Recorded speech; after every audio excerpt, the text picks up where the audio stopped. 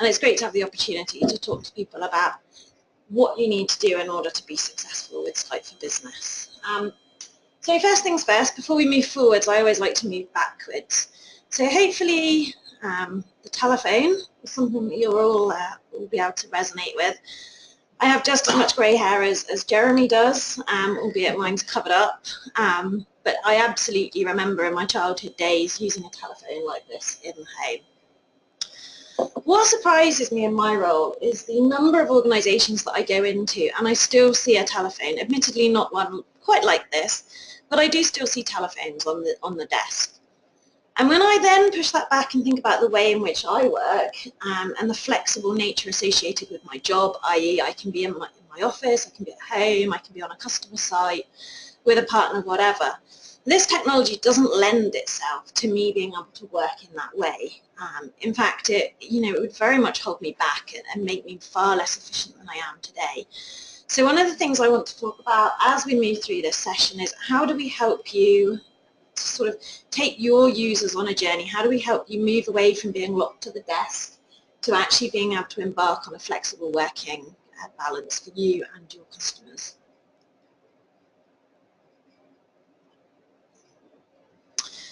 Great. So I want to talk to you about the promise with Office 365. Our promise is the new capabilities from Office 365 will significantly simplify your infrastructure. It's one platform in Office 365 for everything related. So that incorporates meetings and voice. So if there's one thing I'd like you to remember about this call, it's Skype for Business is not just voice. It's not cloud voice. It's one platform that incorporates meetings and voice, okay? From a complete meeting room solution, you need to think about the different types of meetings that you're going to have and the different types of environment that you're going to move to. And that's really important whether you think about small one-to-one meetings or indeed one-to-many, such as the organisation depicts, but also like the meetings that we're doing today. So, meetings span quite a big scale. The other thing I'd like you to think about is when did you last set up a new employee on your current telephone system? And how long did it take you? And was it straightforward? I think those are three really important questions, and I'm looking across at Peter as I ask those questions. How much does it cost you to communicate today to all of your employees across the globe? And what are you thinking about from a security perspective? There's a whole load of questions that are not just directly related to deploying the technology. With Skype for Business, you can set up and provision a user within a few minutes, and that's not all. I had a bit of fun with a partner a couple of days ago where I asked them how long it had taken for them to actually activate. So not just set up and provision the number, but for that user to be actively able to use that telephone number. The answer was really incredible, and it obviously as a product manager made me really happy. They said 2 minutes. So 2 minutes to provision and activate a number within Skype for Business Office 365. And that's a fantastic statistic. And it's done all out of the Office 365 admin tenant.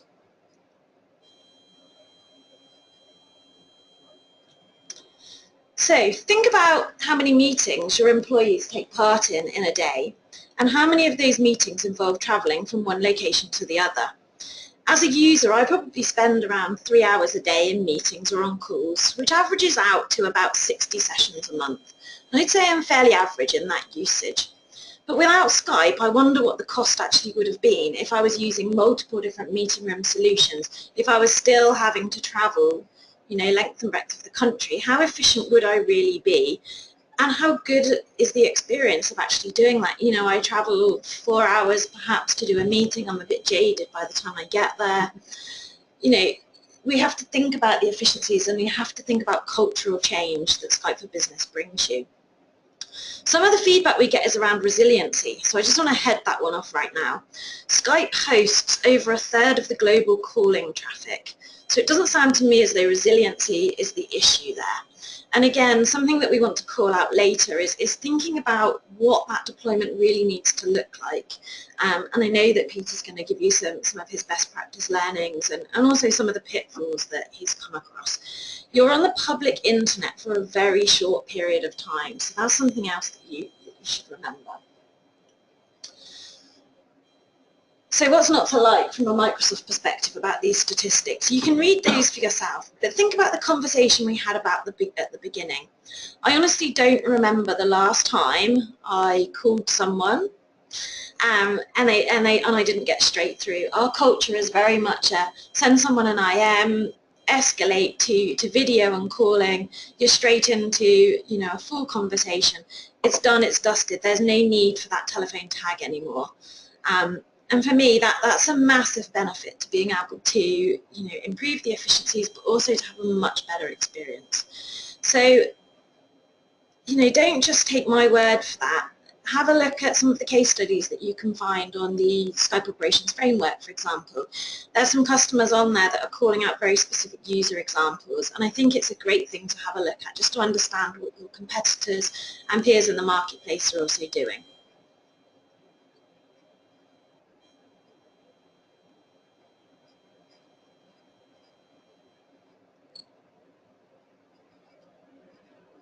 Sorry, just trying to progress the slide. Sorry about that. So the journey to become a real fan for Skype for Business can become, a very long and drawn-out process potentially. And indeed, it can be a little bit like love at first sight. So our aim is to ensure that users love the product and see the benefits it can deliver on day one.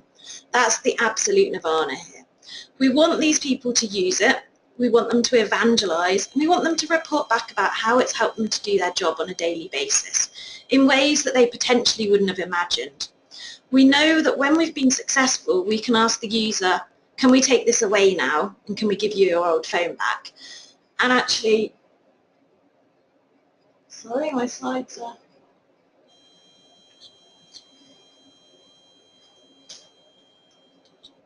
Apologies for that. So just to recap on where I was at, we asked people whether or not we could take away this technology for them, and the answer is always no. And I think, we can ask Peter, he's nodding at me. Once we get people on that journey and once people start using the technology and changing the way that they work, which is absolutely key here, you'll start to see a very successful adoption.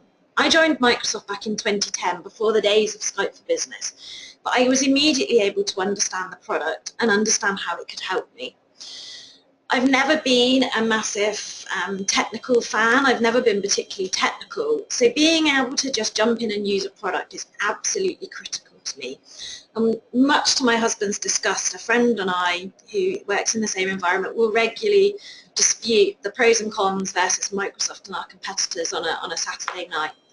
I think, my friends, it's a true story, my friends can now go and sell Skype for Business over our competition. That's what becoming a fan of the product kind of really, really means.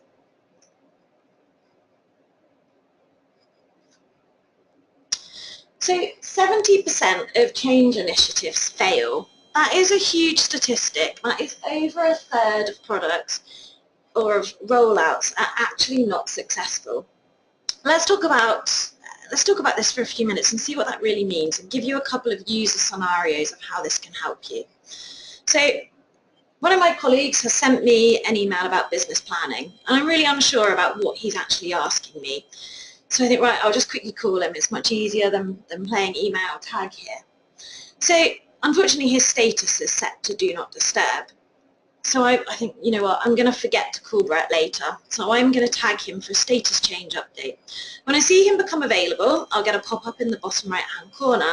It just reminds me to send him a quick IN and iron out those issues. In days gone by, I wouldn't have had that capability, I wouldn't have had that facility, so actually I probably would have got really busy doing something else, forgotten to do that, and it would have been something that just trickled on. So it's really important when you think about what adoption looks like, to think about the what's in it for me from a user perspective. How is this going to make their life better, and how is this going to enhance what they do? Because if there's not a what's in it for me for the user, they'll simply keep on doing what they've always done without ever getting, any real improvements in that. And adoption for me is about it becoming habitual. So Skype for Business and its usage should be as habitual as getting up in the morning and brushing your teeth. You don't get up in the morning, go into the bathroom and walk out without brushing your teeth. You just do it. And for me, when I walk into the office in the morning, I immediately log on, Skype for Business pops up. and I'm immediately ready to go. You know, as I was driving to work this morning, I had a call. You know, it was debating, could I get to the office in time to do that call? I was unsure, but my daughter desperately wanted me to take her to school, and I can't drop her off till 8:30, and I had a 9 o'clock call. So actually, using Skype for Business, I just clicked join, I'm straight in the call, I've got the exact same experience on my mobile client as I do on my desktop. So again, there's another what's in it for me. So, you know, another point, if I'm going to land anything on the back of this webinar, think about why this is important for your users and what they gain by adopting and being passionate about Skype for Business.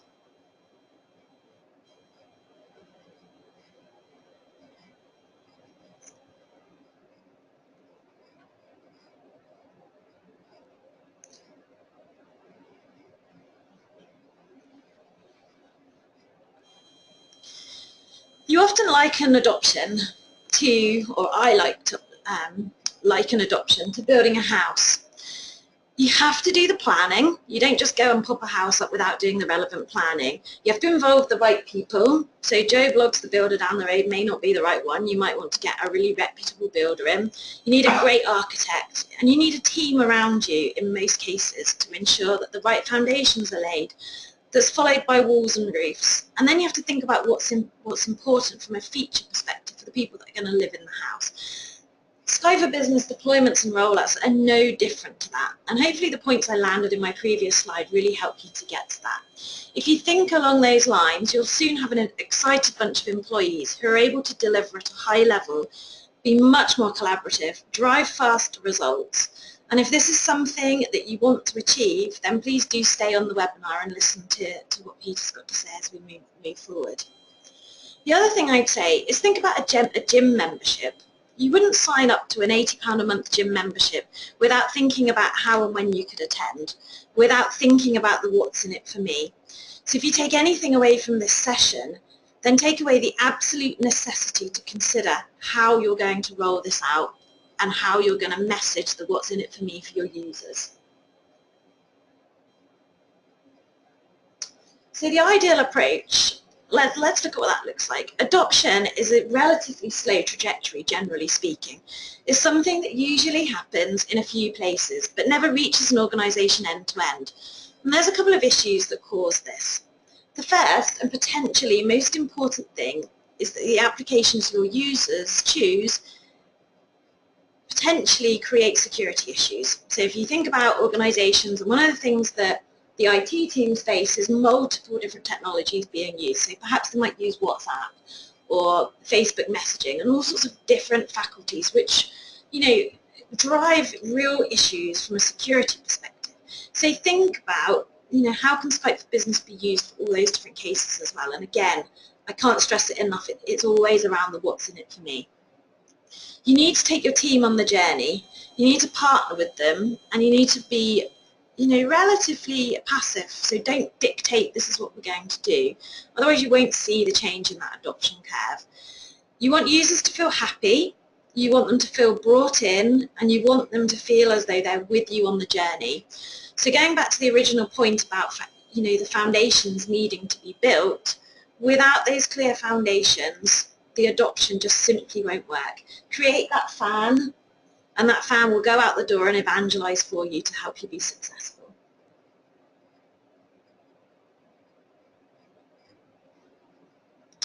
So, I joined Microsoft 7 years ago, and the feeling of unknown hasn't yet passed me.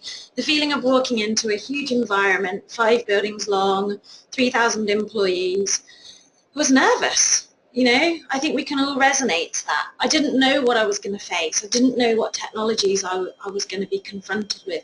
Didn't know who I was going to work with or how I was going to find the meeting rooms. The one thing that I did find was the product. And it wasn't Skype for Business then, it was Link 2010. But it was intuitive, it was easy, and it just made my life just feel that little bit more comfortable. It was one less thing for me to worry about. And that's something, you know, so we might not be joining a new company every day, but actually we are facing new challenges, particularly in the workforce that you were in now. You know, we are in 2 times as many teams as we were 5 years ago. The need to collaborate with internal and external bodies is increasing all the time. So technology needs to be something that's just there. It needs to be transparent, easy, reliable and resilient. Think about being really supportive. Your users may not want to move to a different platform. They might be really, really happy doing what they're doing. So just think about addressing their concerns, be supportive and make sure they're on the journey with you. And first impressions count. So a little bit of a cheesy slide, but one I'm sure you'll all resonate with. If you think about when you first met your husband or wife, your boyfriend or girlfriend, if they'd have turned up at your house an hour late, looking like they'd been dragged through a hedge backwards, for the girls on the call, if there was no flowers or a bottle of wine or something, we would almost certainly would have judged the poor fellow. Never mind the fact that their car may have broken down or an unforeseen thing may have occurred, we still would have judged the chap on that first encounter. Skype for Business, and any technology for that matter, is absolutely no different.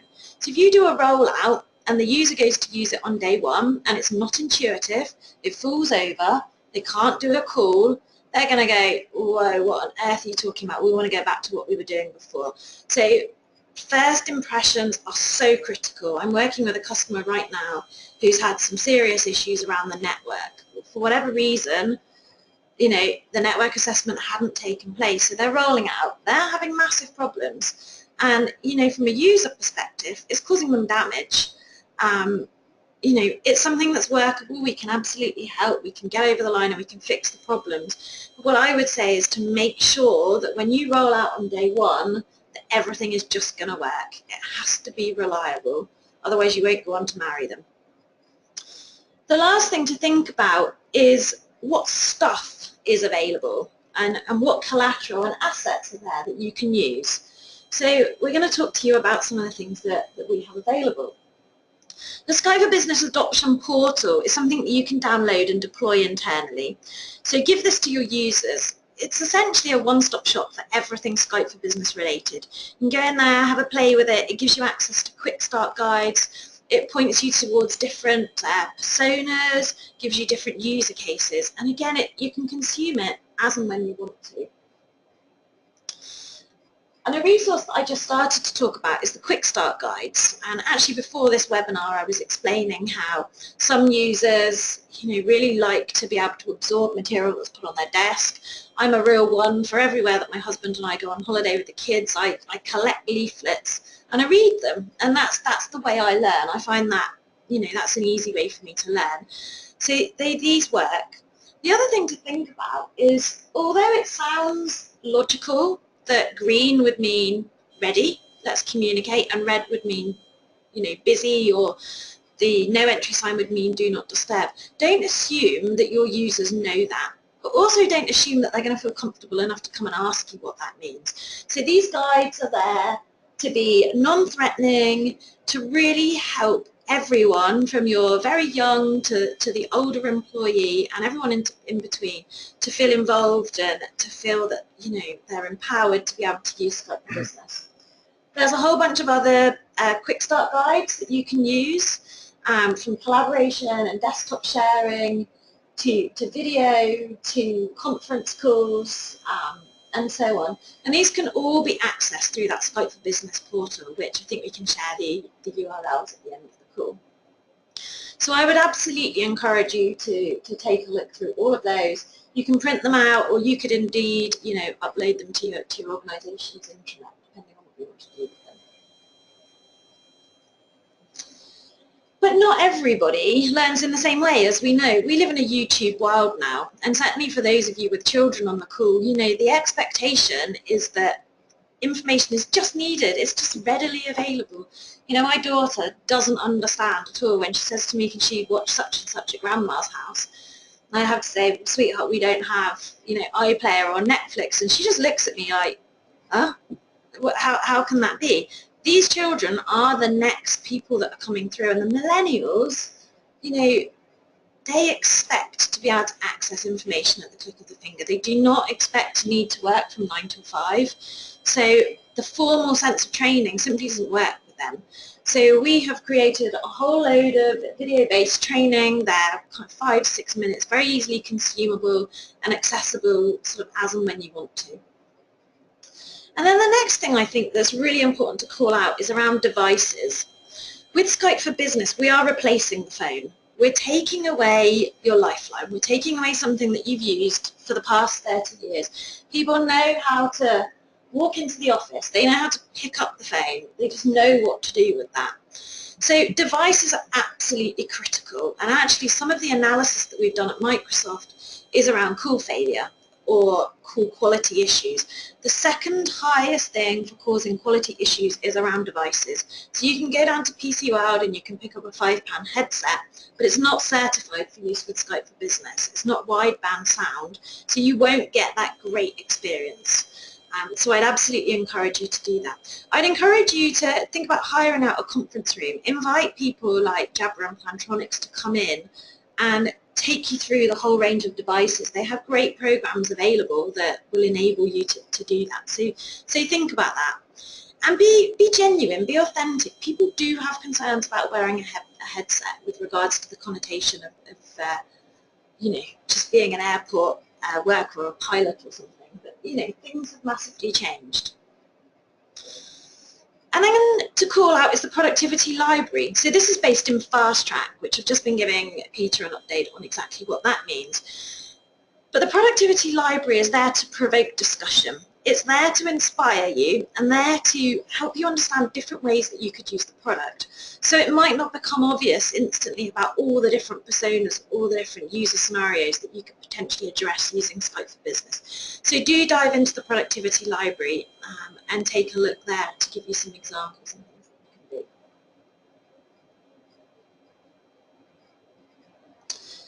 And then this slide is really important to me. So as I think about the way in which I work, I don't come to the office at 9 o'clock in the morning and leave at 5 anymore. You know, I might log on at 6 in the morning and do an hour's work before the children wake up, or indeed I might work in the evenings. But one thing is for sure, and those of you that are parents on the call, schools do not work around work. Fact. If they're going to have a football match or a sports day or something, it always happens in the middle of the day, and it always happens when you've got that critical call. You have to make a decision between, do I go and support my children in their race or their match or whatever it might be, or do I do that really important call? Do you know what? My daughter has no idea when she's engrossed in what she's doing. She has no idea whether I'm paying attention or not. But what she does know is that I'm stood on the sidelines. So with Skype for Business, I've downloaded the mobile client. As I said earlier, I can join a call wherever I am, doing whatever I'm doing. So from my daughter's perspective, I'm there, I'm supportive. You know, she can see me, she can run up and give me a hug if she wants to. From a work perspective, I'm engaged on that call, I'm still working, still being efficient. And so that is a really important thing, and we are moving more and more towards a flexible work-life balance. You know, most of us would be, you know, seriously consider new jobs if it was you'll be here at this time, you'll leave at that time with no flexibility. So Skype for Business really affords you that luxury. Excuse me. So just to recap a little bit, we've given you access to stuff, we've talked you through the quick start guides, I've talked you through about the product library, but how do you go over the top? How do you really create those raving fans? If you think about a fire, you know, you get your sticks and you rub them together and you light a match and hey presto, the fire starts burning. But within time, that fire will burn out. You've got to keep, you know, oxygenating the fire, you've got to keep adding to it. And that's the same with a technology rollout such as Skype for Business. You've got to keep the momentum until it becomes habitual. Visit the Skype for Business community. There's loads of posts on there about things that people are doing, about how they've rolled out, about personas and what they're doing specifically. Let your champions jump into that program. Let them be a part of it. Don't keep it for the IT guys alone. Let your fans and your users build up their knowledge, because knowledge breeds confidence, and confidence breeds usage, and usage breeds a successful adoption. Nobody deploys a product for it to sit on the shelves in the same way that nobody pays for their gym membership to never use. You need to know your users, and you need to know what motivates them. You need to know how they're going to learn, and that will in turn tell you what's going to make them fans. Give them access to the resources that we've talked about. And then just as a wrap-up to hopefully land this, deployment is the very, very beginning. Deployment is kind of like going to Loftus Road, but not going in to see QPR play. So you're so far, but you've got to get them over the line. You've got to get them into the match and engrossed. The other thing I'd take a look at is the Skype for Business rollout kit. And again, we will give you the links to this after this session. So then think about the what's in it for me. We've talked about this a lot, but I just want to give you a very quick example of that. So you have a district nurse. She goes out to see one of her patients. She's not happy with the patient's progress, so she wants to call the consultant. She gets stuck in, your old age contact centre. She can't get through. However, the health authority has had the hindsight, or the insight rather, to go ahead and deploy the young child's attendant console. So it makes getting through that much easier. What she finds though when she gets back at the end of the day is that there's a mobile client that she can download. She downloads it to her mobile, she goes back out into the field, she sees a patient, she IMs the consultant, he says, hey, I'm fine about the patient's progress, she goes on to the next patient. That is all done and dusted. She doesn't carry the weight of a patient that she's concerned about for the rest of the day. So just one example of how you can use Skype for Business. It helps you to make faster decisions, it helps you to be more productive, and I think it helps you to be more valuable to your organisation. So with that, I'm going to hand over to Peter, who's going to talk to you about what Landmark have been doing, and he's going to talk to you about all the great things. Thank you, Kerri.